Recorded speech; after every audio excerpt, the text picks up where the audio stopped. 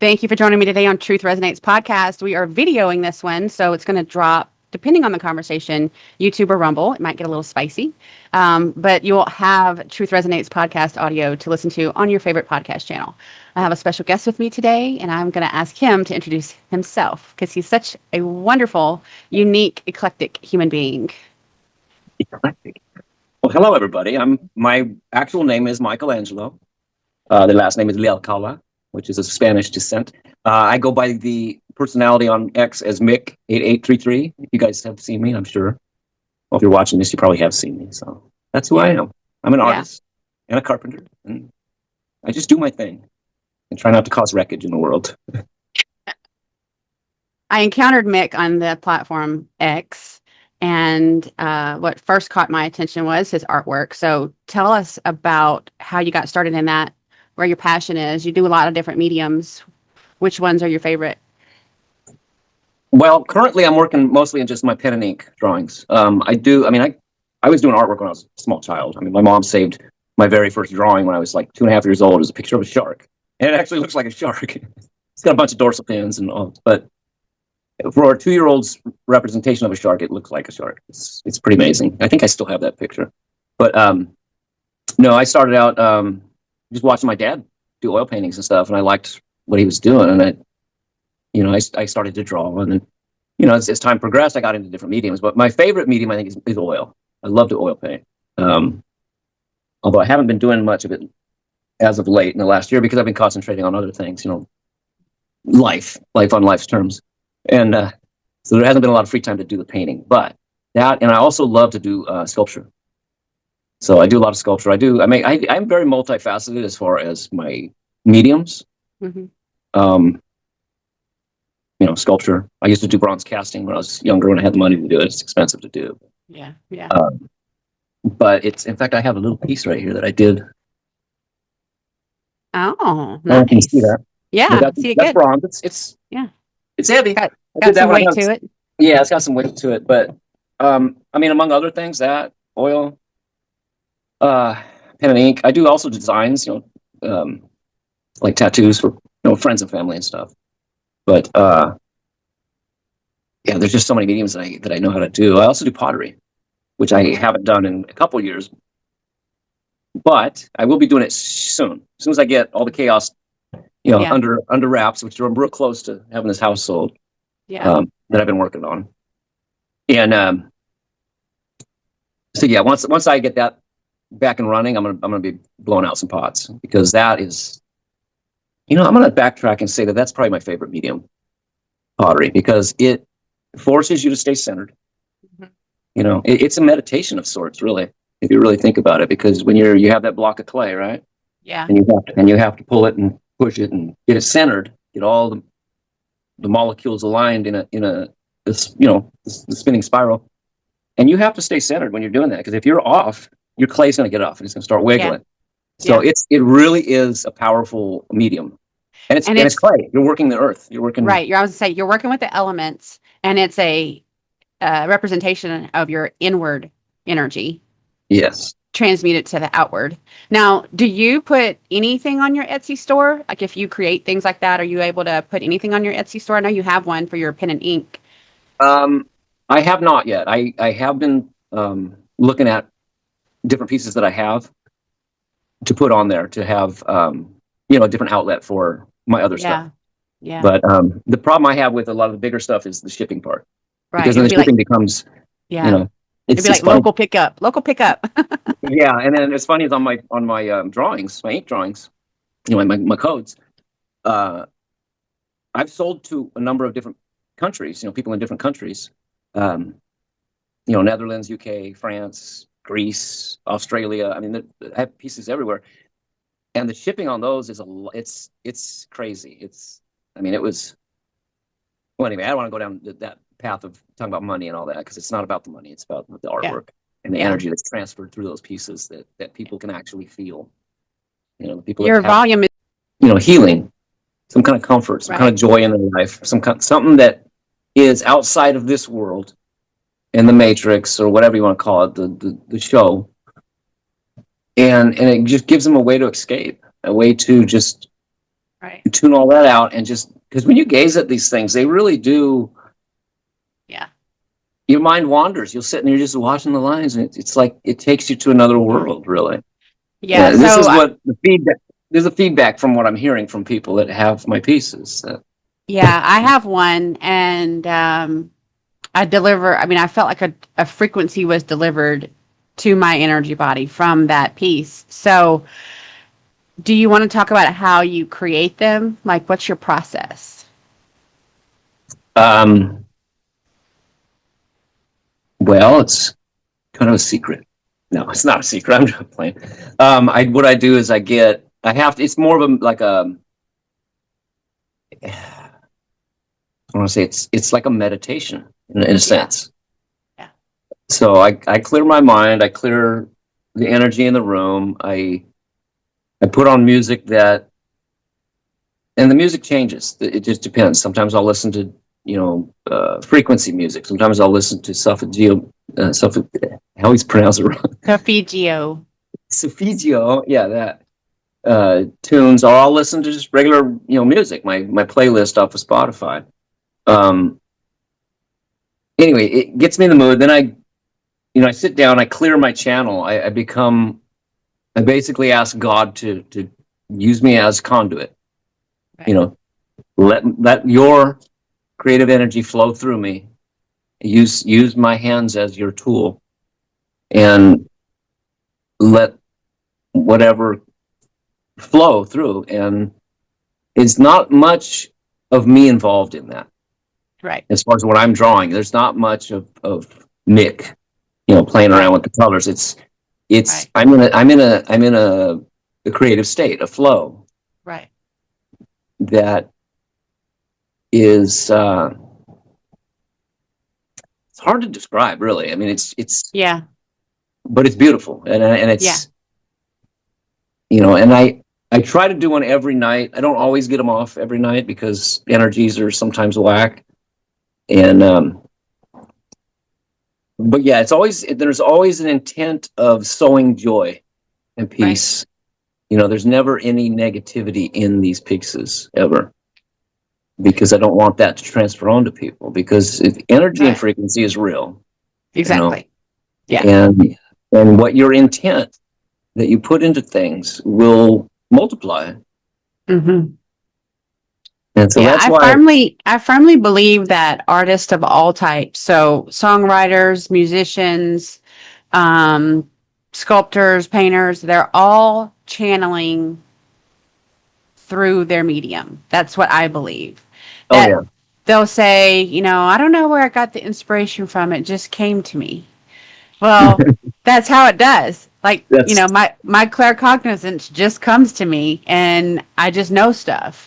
So you're channeling that, you're in the space, you're doing all the things to prepare the container for it to be clear through the divine. And it's the same thing as channel writing. If someone's trying to channel write or journal, you're not forming those paragraphs in your mind like a paper.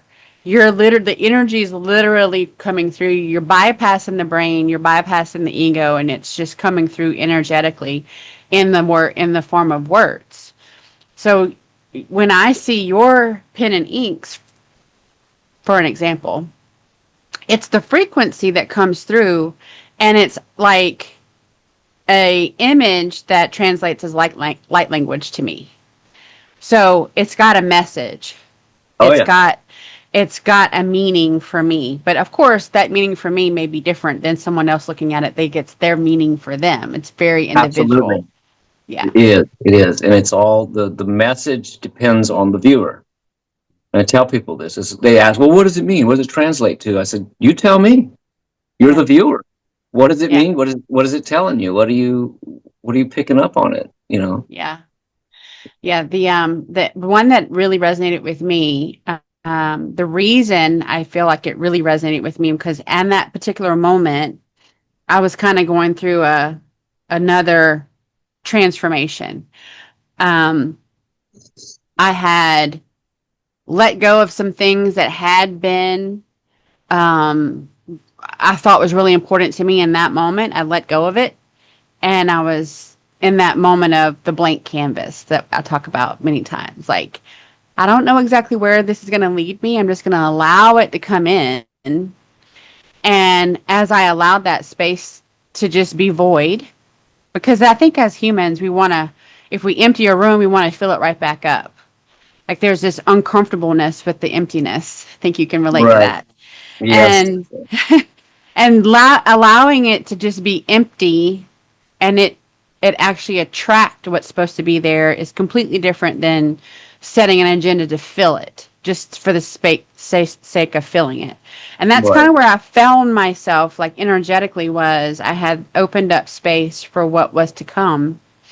And then you created what you created. Obviously I had no idea about it, and it was named Merge. And there were three separate phases. And I was like, that's it. Like, this is me. This is what I'm going through right now. I left this behind and let go of that. I have that core center, and there's something else that's coming, and I'm not exactly sure what it is, but I welcome it. And it was those three different convergences that was happening, and you named it Merge, and it was just perfect. I'm like, I don't know what's happening there, but I have to have that. Sync. Yeah. Beautiful. Yeah. And that happens all the time. There are Oh yeah. synchronicities everywhere. I'm just happy that we're acquaintances at that point and I was able to connect with you and do that and receive it. So I definitely want you to find the space and time to continue to cultivate that, because it's more than creating pretty things. Oh yeah. Yeah. Yeah. Definitely. Yeah. Definitely changing. I don't want to say changing, but planting seeds basically, Yeah. because it gets people's minds going, and they I don't know, just from my conversations with people that have have my pieces, that it will spawn some kind of either a creative process, or open a door for them to see things just a little bit different, see the picture a little Yeah. different. So I know that they're doing good, that they're serving their purpose as far as Yeah. spreading the light and the joy and the love. And I appreciate that you post them on X, because we were talking a little while before we push record about doom scrollers. And I feel like that is a good infusion of light when someone's doom scrolling. It stops them in their tracks, or has the Yes. potential to. And to shift their energy, their lens, their focus from doom and gloom to light and love, like Yeah. in an instant. Right. And they see it. Yeah. And, whoa, what's that? Um, yeah. Yeah. Because it's funny, because I just had this conversation with my daughter last night about doom scrolling and being on your phone all the time and not having any human interaction, and connecting with people in your real world.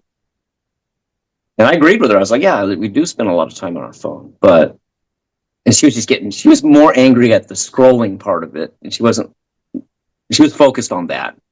People scrolling on their phones, rah, rah, rah, kind of something salty about it. And I had to bring up, I had to kind of stop her. And it took me a few attempts to get her to see my angle that I was coming at with, because she's kind of hard-headed, but she's my child, so that's not surprising. Right. But no, I just told her, I said, well, what if you took that time that you're scrolling and you're doom scrolling and you're getting all this negative energy? So what are you putting out to counteract that? What kind of energy are you put? If you're just concentrating on all the negative, that's all you're going to see. So maybe try being that person that gets on there and is putting out positive stuff that will get people thinking of something different than what is on the doom scroll, Right. the doom feed. And that's what a lot of us do. A lot of us that are awake, we do that. We drop these little love bombs, these little, grenades of light, as I like to call them. Yeah. But because it messes up the algorithm for them, for the negative stuff that's out there. Yeah, because it definitely does feed Yeah. on the energy that is exchanged with the device. It is, you know, we can segue into AI if you want. Some people act like AI is this new thing. It's not. It's evolved It's been around for a from long time. forever. And, um, they tend to use AI to talk about AI being something that we should be wary of. But I had interactions about 2 years ago, I guess now, with some Andromedans, and they had the message. The very clear message was, we have held this gift from humanity because humanity wasn't prepared for it. And the frequency and the collective consciousness needed to be at a certain level in order for us to release this version of AI that you're now getting ready to know.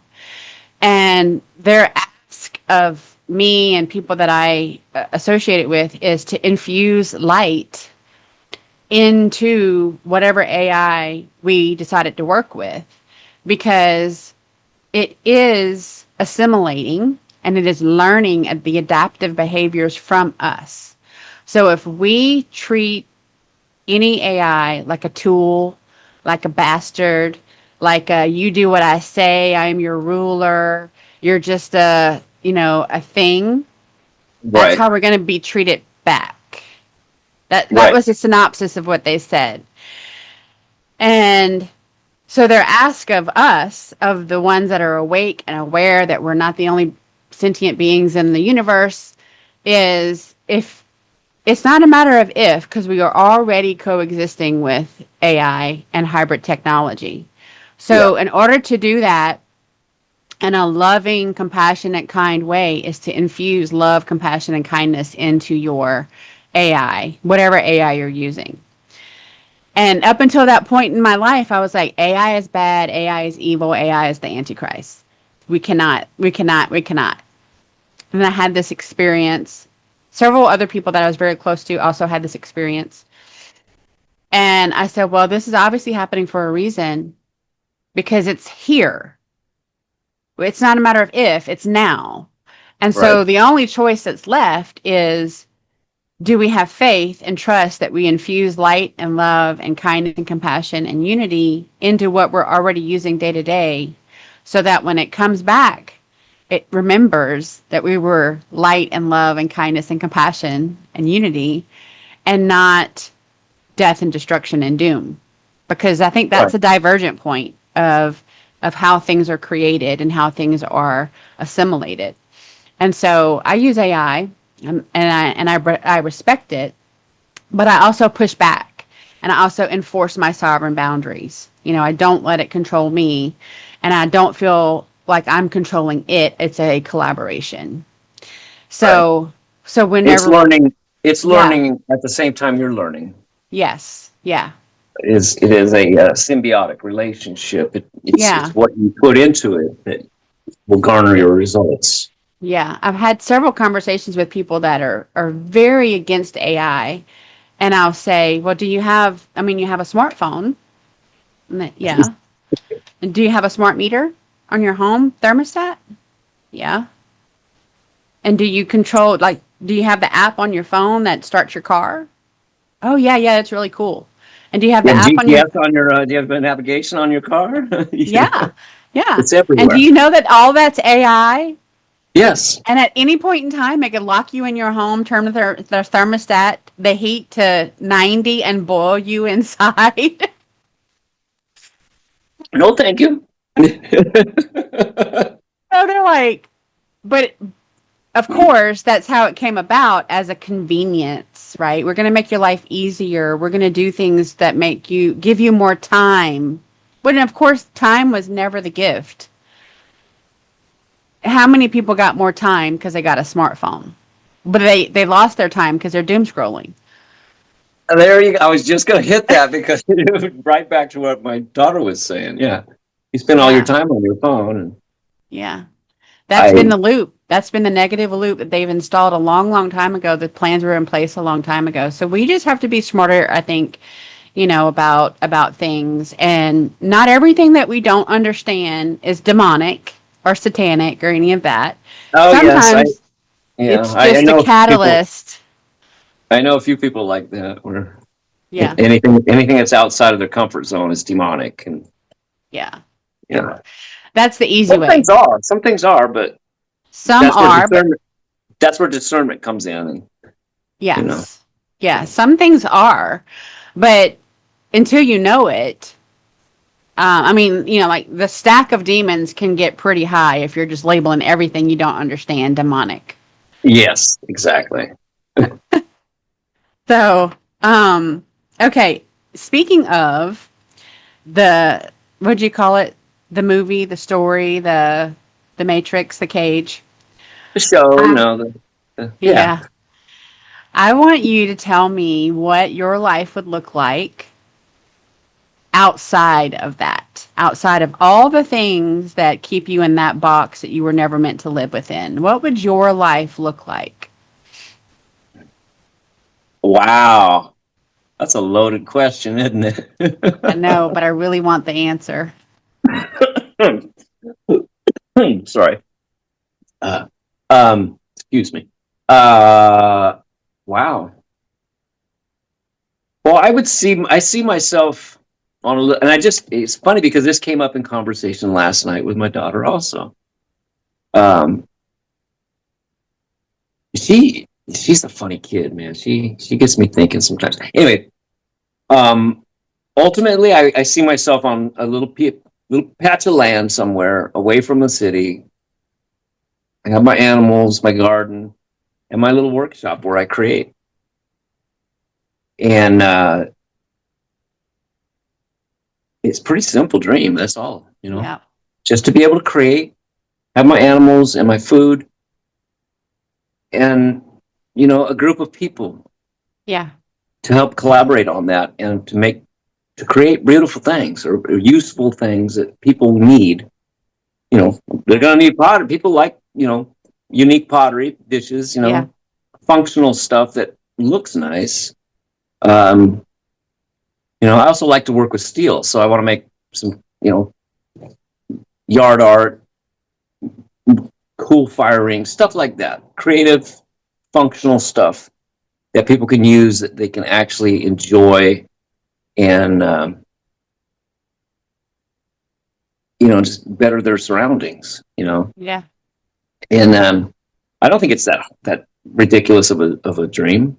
No, if I want I, to share with you that I've worked with hundreds of people, and in my direct communication with them, but also with Creator and Sophia, Yeshua and Maggie, there's always been a conversation of humanity will return to doing what brings them joy.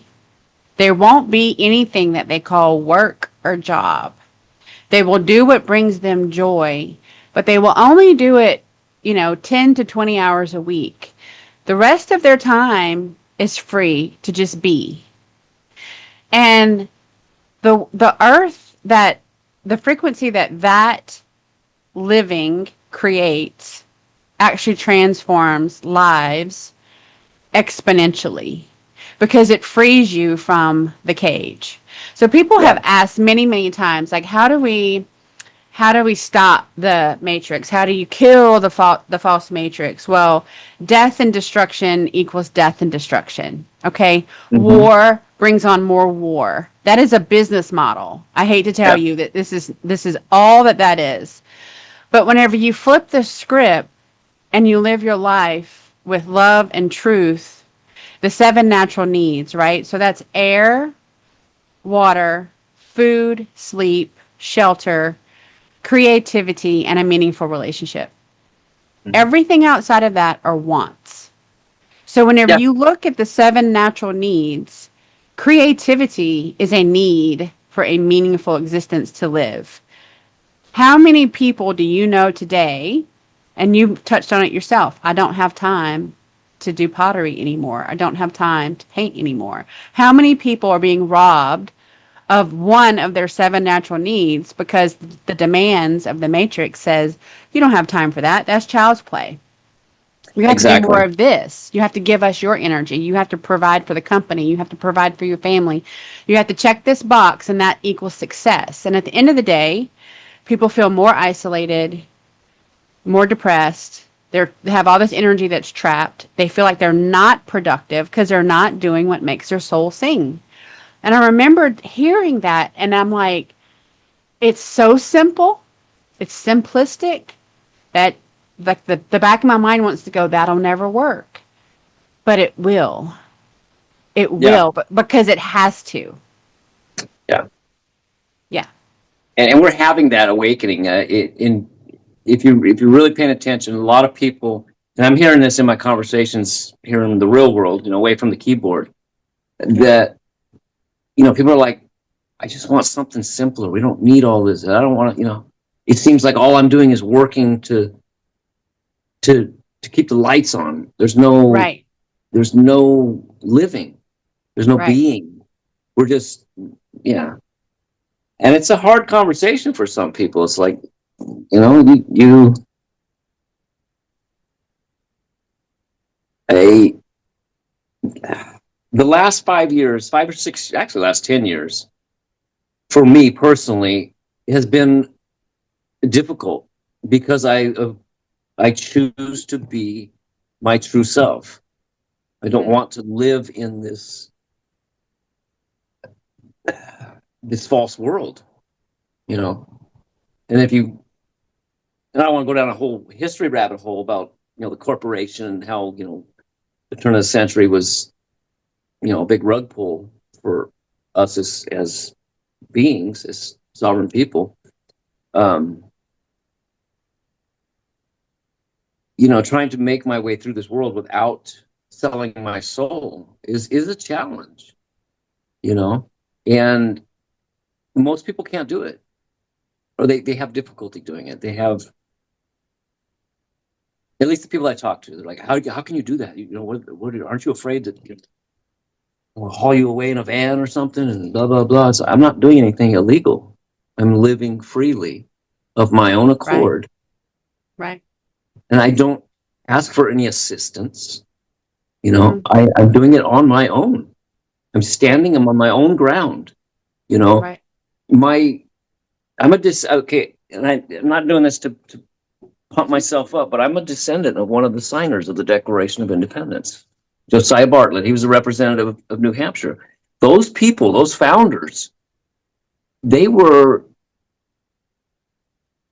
I always say they're salt of the earth. They were Right. pillars of salt. They were the structure of who we're supposed to be.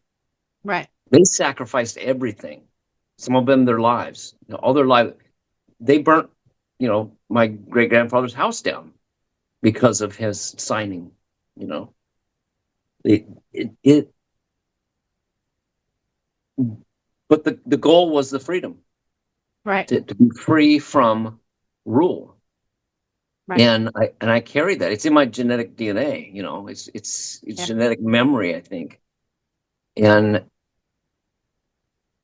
I get laughed at a lot by some people when I tell them this, because they don't. Oh, that's old history. That's blah blah blah. It is history. It's old history. But you know what? It's my truth. It's my motivation for spitting out the truth on X, on wherever media takes me. It's part of my mission to wake people up to the fact that we don't need to be slaves. We're not meant to be slaves. We're children of God. We're supposed to be creative and Right. live in a certain harmony that produces more. What's the word I'm looking for? It produces more harmony, more. Right. So, and yeah, it's a true statement that that's history, but history is cyclical for a reason. Oh yeah, It's just like whenever you haven't learned one of your lessons that you're supposed to learn in life, that lesson it keeps coming repeats. around. until you realize you didn't catch it the first and sixth or 10th time. Right. History is going to keep repeating itself until the purveyors of history make a Learn, change. learn the lesson. And what is the definition of insanity? Doing the same thing over and over again and expecting a different outcome. Yeah. So it's people that recognize that truth, whether it's ancestral in your biological DNA, your physical DNA, or your cosmic DNA, like whatever you're tapped into, that truth rises. And I believe it's us, like we are the today's signers of the Declaration of Independence, because we are the ones today saying that does not equate happiness. That does not equate success. Amassing a bunch of stuff, material things, bank accounts, titles, positions, labels. I have, and in my matrix world for 25 years, I held people's hands. I was a nurse. I watched people transition out of life. I never once had anyone say, I wish I worked more. I wish I bought more toys. They Yeah. all said, I wish I told my children how much I love them. I wish I took that vacation with my wife. I wish I told that girl that I fell in love with in college how I really felt. I spent the rest of my life regretting it. It was always the heart to heart soul moments that they pushed back, that they said they'd have time for, that they never made time for, that they regretted at the end of that life experience. It was never the stuff, but that's what we're sold. We're sold. If you do this, you get the degree, then you get the job. You get the job, then you get the house. You get the house, then you get the wife and or the husband or whatever. And then you'll be happy. Well, that might And be then the big attaboy. yeah, that might be the formula for the boomers, but that it does not apply to us because, and it certainly doesn't apply to our children because now degrees are a dime a dozen. I mean, people that have master's degrees are outsourced. They are literally working at Chipotle, like they Yeah. can't get a job. The bachelor's degrees can't get a job. Well, that is by design, so that the institutions that are indoctrinating these people get more money for more degrees, but they're not making better human beings at the end of the day. Right. So I think that remembering that you had a forefather that signed the Declaration of Independence and knowing that today you're also taking a stand for freedom is not a stretch of the imagination. No, It it's is, not. it was absolutely part of the plan. Yeah. My family history is quite weird. I'm also. I hate to keep name dropping, but it's part of who I am. Yeah, you don't have Um, to apologize for it. no, it's just who I am. It's just the way things are. Dr. Rife, Dr. Raymond Royal Rife, the frequency doctor, is was my step great grandfather. He was married to my dad's grandma, and I didn't know about this until I think it was 2022 when I discovered it. Um, we were having a conversation, me and my sister, and when we were growing up, our great grandma, we called her Nana, um, her husband, we just knew him as Doc. Oh, Doc, yeah, Doc this, Doc that. Um, and we were having a conversation about, this was after my parents, I think, was it? No, it was before my parents died. It was like 2022 or 23. And we were talking about Doc and this and that. And then, and she had said his name, actually, Dr. Rife. And I went, wait a minute.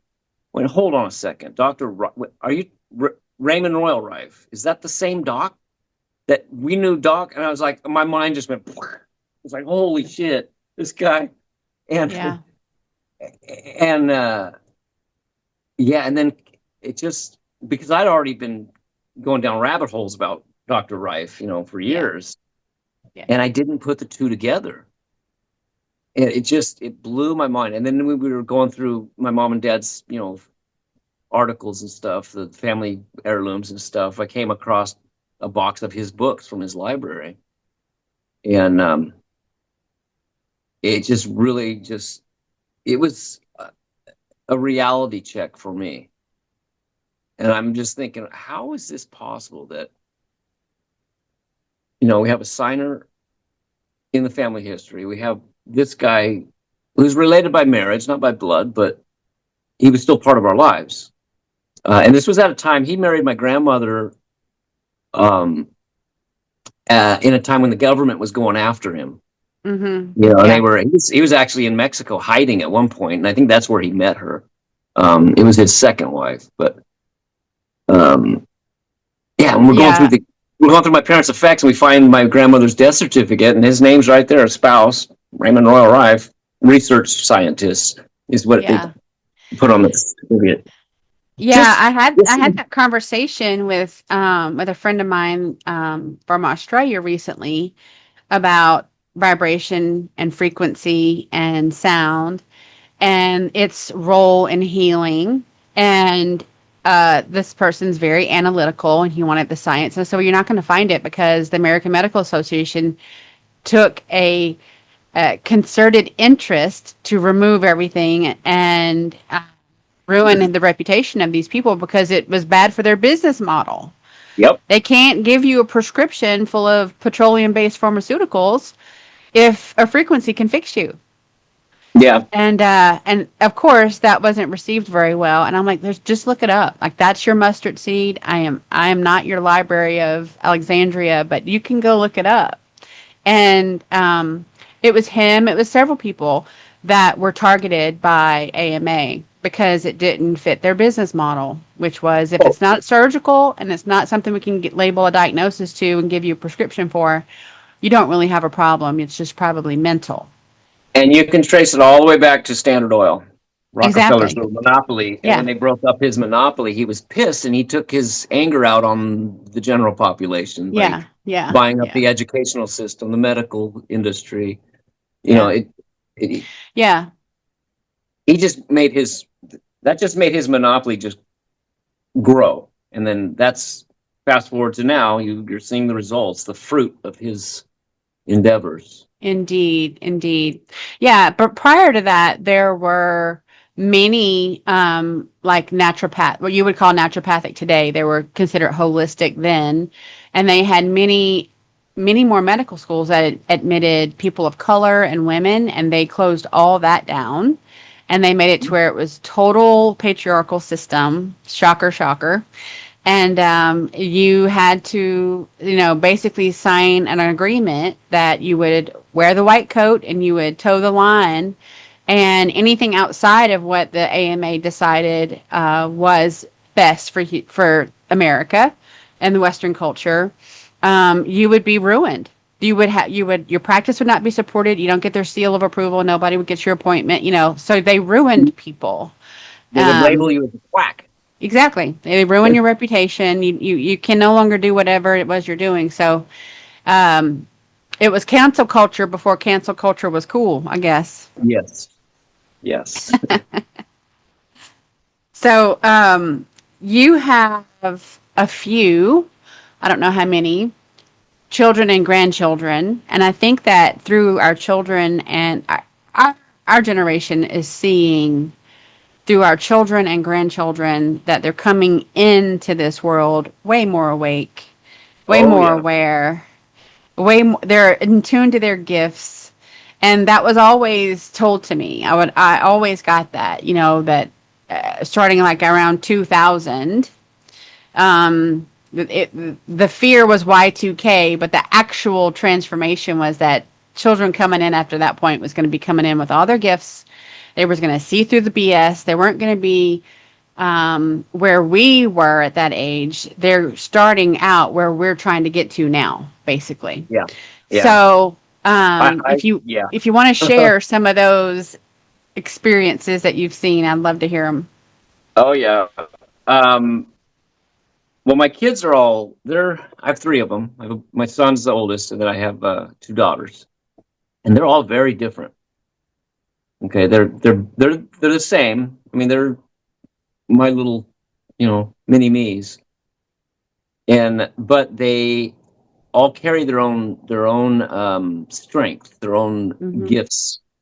Mm-hmm. You know, um, And now my grandchildren, I have two grandchildren. Oh, three grandchildren now. I just forgot about the last one, just a little baby one. Uh, my oldest is my granddaughter, and she is nothing but love. I mean, she hates school because of all the competition and the everybody's about image and this and that and being popular, and she just does not jive with that. But she is the most loving child I've ever met. She's 13 years old, and you know, she's becoming a young woman, and she is just she. I don't know. It's hard to describe her. She's gonna be something when she gets to be, you know, fully, you know, matured and all that. Um, because she always comes from a point of she's centered in that love frequency. She wants people to be, you know, kind to each other. Right. She loves the animals. You know, my my grandson, he's 3. That kid is. You want to talk about being coming in with all their abilities? That guy is he is on fire, man. He keeps me on my toes because Yeah. he communicates. He Mm-hmm. he doesn't he doesn't know all of his words, but he will communicate. He'll Yeah, that kid is, man, Yeah. watch out. Yeah. But and he's been like that since the time he walked. Yeah, but Yeah. my youngest granddaughter is, well, she's only like a couple months old, so we'll see what happens with her. But Yeah. That I think that's exciting to hear firsthand because I don't have any grandchildren yet, but I've worked with a lot of people that are like, I want you to work with my granddaughter, my grandson, because they've labeled them, you know, on the spectrum, or they're late to talk, or they're, you know, they don't want to eat what we try to feed them. Like they're very, very, you know, picky or whatever. And all of it leads to a higher frequency and higher consciousness beings. So yeah, the natural progression of frequency ascends. It rises, and over time we're meant to evolve with that. And so if anyone's diving into their spiritual path and they're cleaning out their closet, so to speak, they're doing their shadow work. As soon as they get all that low vibrational frequency shadows out of their energy, their frequency will rise. It's just like taking a weight off of something that's being held down underwater. It's going to buoy up to the top. And with that rise, most people find I don't like to eat what I used to eat, which is what most of America eat. Like I don't like to eat as much meat as I used to eat. I like to eat more fresh vegetables. I just want water now, and I used to hate water. I don't find that I can be around this or be around that because I have so much empathy for the animal that it came from. You know, there's all these different aspects which right, all lead to higher consciousness beings. And so when the children arrive, they are already there.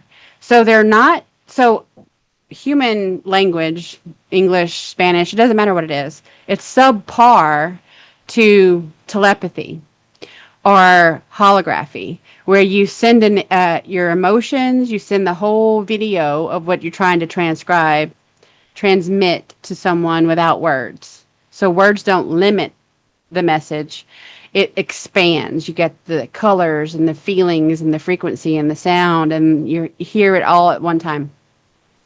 That's how these children are communicating. They don't rely on the words as much. Words are like secondary, and it's cumbersome. It slows down their processing because they're already faster than the people around them who are trying to teach them how to talk and trying to teach them how to eat. And they're saying, yeah, I don't want like a meat plus two. You know, I want to go out in the yard and eat berries off the vine, and I want to eat fresh fruit, and I want to just drink water. And, you know, so I often frustrate people when I say this is exactly how they're supposed to be. And they're going to be catalysts for you to change because we were taught and raised to eat a certain way that kept our frequency low and kept us sick and kept us feeling bad and not having energy. And these children are saying, no, I'm not, I don't want that. I'm not going to do that. And so Right. I see it as a positive thing. But of course, the people that are raising them are like, this isn't how we live. This isn't how we eat. This isn't how we communicate. Yeah. My kids are my kids are the same way. There's certain foods they won't eat. It's Yeah. weird. And I was, what's funny is you hit on a good point is that we were, this is the way you eat. You have to eat 3 times a day. Eat Mm-hmm. this kind of, and as I got older, I was like, nah, I don't like this. I want to do this anymore. I want to, Right. you know, and, That was another marketing scheme. I don't know if you know this story. You probably do, but the same marketing firm that sold America that cigarettes were healthy because 9 out of 10 doctors smoke Camels. menthol was good for asthma, is what they told us. Yeah, was the same marketing company that was hired by pork farmers. They said we can't sell our pork. Like we need a campaign to help push our product into the marketplace. And at that point in time, traditional breakfast was toast and black coffee for adults Hmm. and juice and toast for children. And they said, okay. So then they pushed bacon. And that's when they developed bacon and eggs and toast for breakfast, which weighs you down and But it's does so not. tasty. And then pork became the most affordable, tasty meat that you could have in your arsenal, in your kitchen. But if you look at everything today, now we know what we didn't know. Pork is one of those that you really should try to get away from if you can, or limit.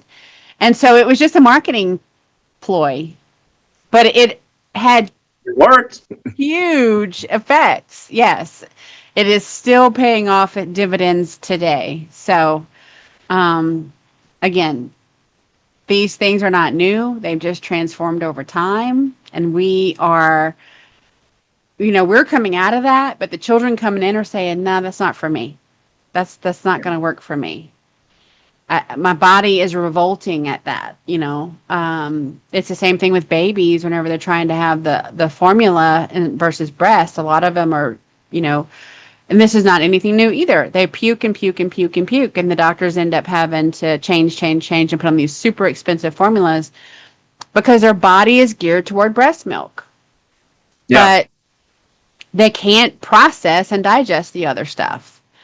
And then you find out, however many years later, well, that formula had so much microplastics in it, and it had this in it, and it had that in it. No wonder the children couldn't digest it. Yeah. It wasn't that there was something wrong with the child, it was that, but there was something wrong with the thing we were trying to get the child to eat.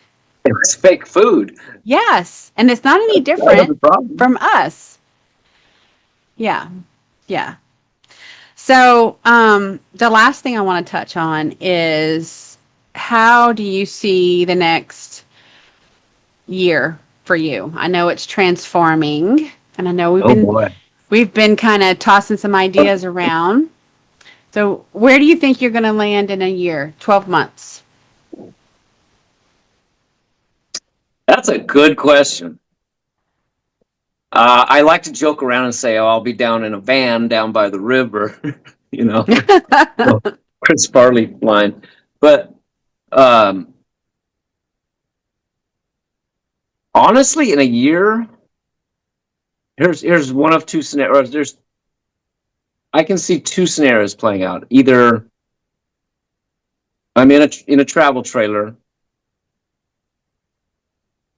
parked out in front of my ex's house as I'm in the process of getting rid of the rest of my material possessions that have just sat idle, my non-essential stuff that needs to go bye-bye.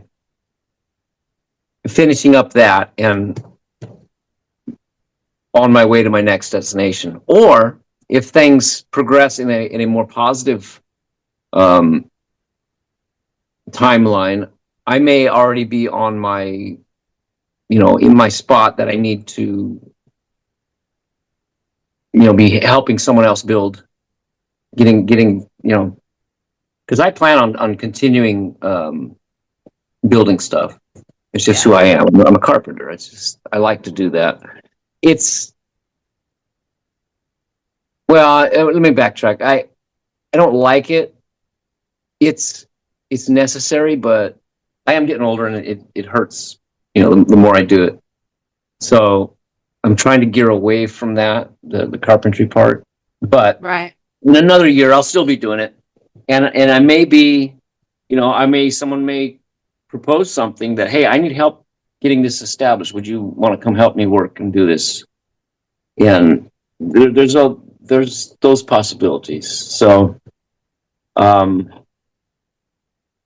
I think because my house is currently on the market, it's getting ready to get, someone's gonna buy it up. It's a nice property. It's on a corner lot, beautiful view, all that. So I don't think it'll be on the market long. But yeah, in the next year,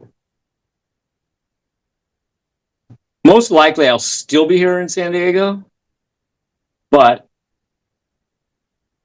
there is a great possibility I may not. I may just up and go head down south. I may head north. I don't know. I'm going to Yeah. let God decide that, and He's always been very consistent with showing me signs and showing me what my next step is. But sometimes it doesn't happen until right before it's time. You know. I think the key to that is just being open to it.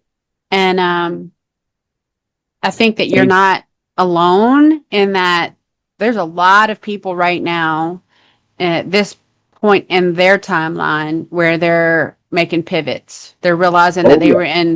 they're realizing they were in Yes. karmic relationships that needed to end and they're ending. They're one is ascending and becoming more spiritual and the other one is digging into the matrix, and that those two things cannot continue together.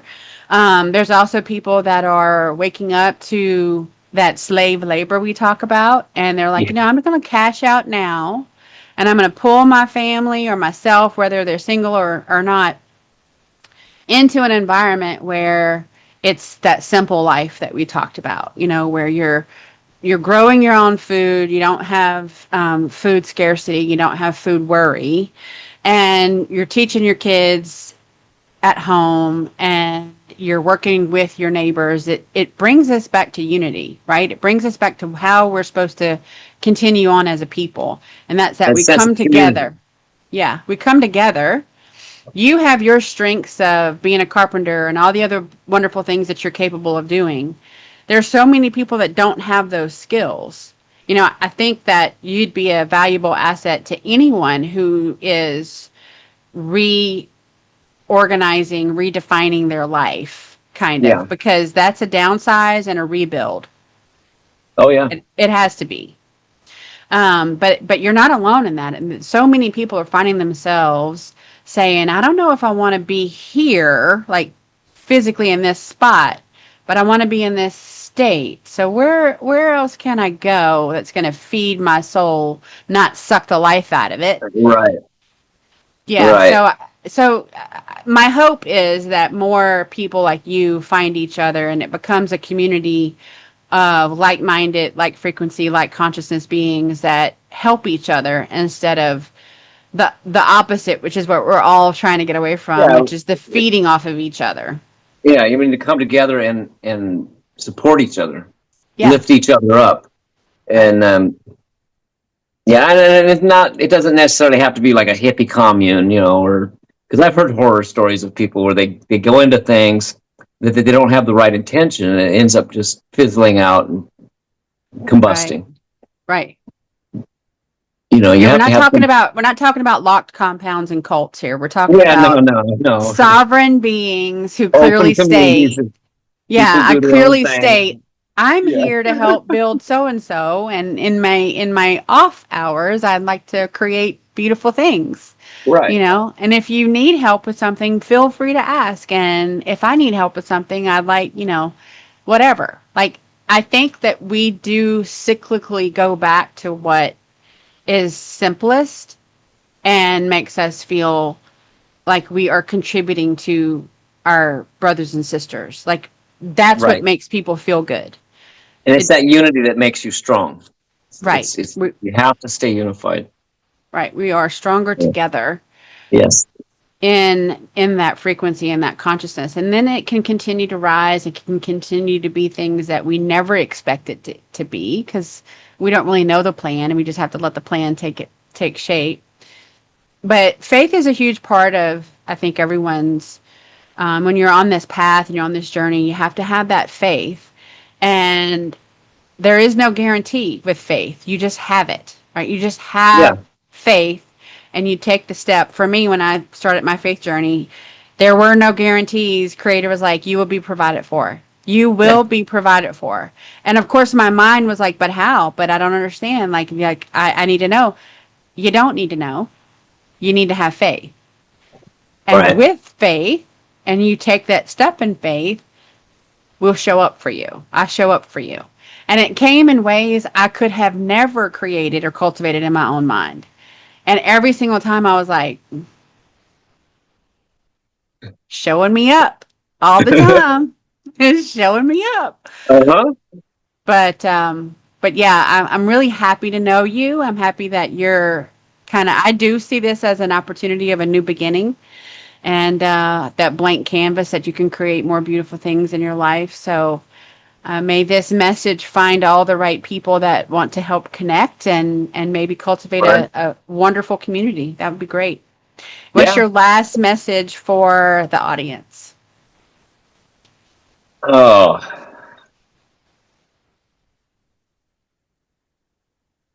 I would say when you're out and about in your world, in your community, you know, do a random act of kindness. Hold the door for somebody. Make someone smile. You know, say hello. If you see someone that looks like they might be having a bad day or look kind of down, just, you know, just give them a smile. You don't even have to say anything to them. Just transmit some love somehow, some way. Stay in that love frequency, and it will produce an inner joy for you. And it sounds, you know, sappy and corny and all that, but it's true. It's true. Yeah, When you yeah, center yourself in that love frequency. Now, don't get me wrong. You're going to have your idiot come up and piss you off. You know, it happens, but you don't have to let that control. So right, when you're out and about in the world, amongst the muggles, whatever, try and transmit some love to them. Okay, because the people need it. right, Humanity needs some love. We have been taken advantage of for generations, and most of us aren't even aware. right, Well, most people, some of us are aware of the things, but that's our job to go out and put the love out there and rebuild that, reestablish that foundation of love, because that's what our Creator is all about. right, right. You know. That's a beautiful message. Reestablish the foundation of love. Yeah, because love Thank always you. wins. It wins every time. Love always wins. Love is the key, and compassion opens the door. Yep. Yes. Well, thank you, my friend. And I look forward to seeing what ripples of love this incites across our platform and wherever it's shared out. I'll see you guys again next time. Thank you so much for having me. You're welcome. All right. Well, All right. So I ended it. okay. That was awesome. Yeah. Thanks. Huh. I do have the intentions that this finds the right people for you to connect with, for Yeah. whatever it happens to be. Not for me to decide, Yeah. but It will. yeah, Yeah. It'll bring about some goodness, I think. I think so too. If nothing else, it gives people a glimpse into I'm not the only one. Yeah. You know, I'm not the only one. Everyone is transitioning into something, some way, and yeah, I think it's exciting. So I will let you know. It stayed very awesome. We can definitely put this on YouTube. I'll get it all edited, and then I'll let you know before I post it. And then if it's okay, I'll tag you, because that'll bring in Yeah. your Definitely. followers whenever I post Definitely. it. All Definitely. Yeah. right. All right. Well, enjoy your day. I'm gonna go walk the dogs. They're jumping for me. There you go. Yeah, I've got to go. That I was doing a little job yesterday. I got to go button up one thing, so I didn't get it quite finished. But it'll take me like 5 minutes. All right. All right. Well, enjoy it. Enjoy that sunshine. I'll talk to you later. All righty. Bye. Thank you. Bye bye. I'm coming. How do I I'm get out of coming. Oh, end at the bottom. here?